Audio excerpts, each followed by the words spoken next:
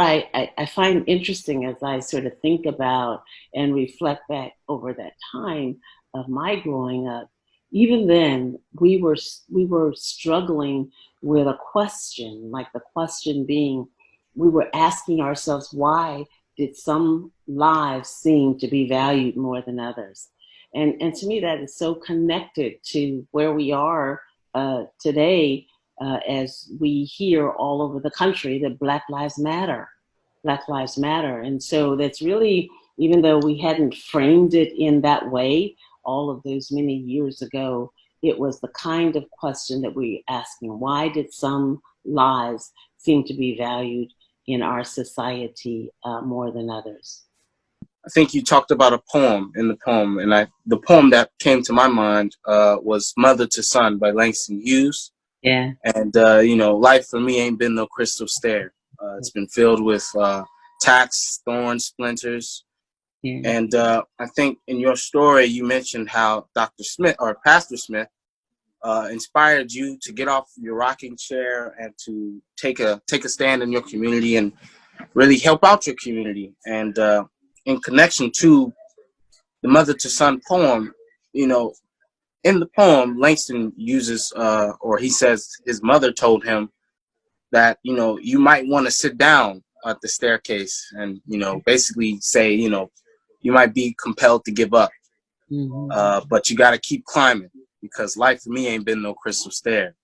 So I guess my question to you would be, how do we keep on climbing regardless of the tacks and splinters? And how do we maintain hope and courage and go forward in spite of, the difficulties? Because I know as a prosecutor and as a judge, you just mentioned as a judge, your hands were tied oftentimes, and you probably were tempted to just sit down at the staircase and give up. But how do you maintain that hope and courage and continue to press forward?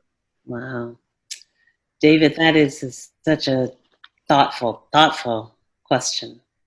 And I'm reciting, I think Langston Hughes is one of my favorites, poets. And I think there's a lot of things that can go into the answer.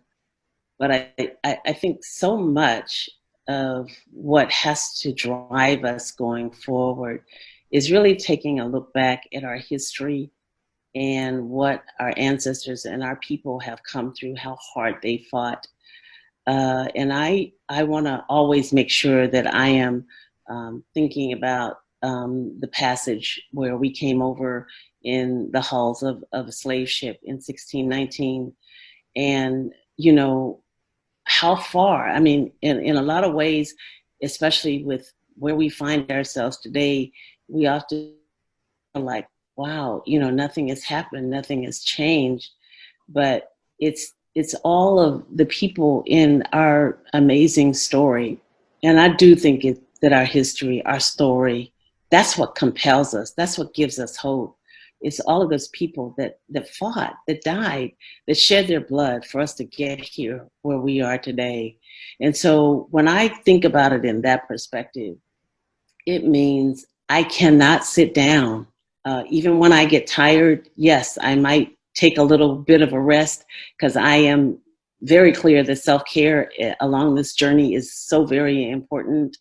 But at the same time, it is not only the past and all of the work that has gone in before me, but it is also the hope for you all, for your future, for my son's future, to make sure that we are, or that I am trying to leave this place a little bit better than I found it.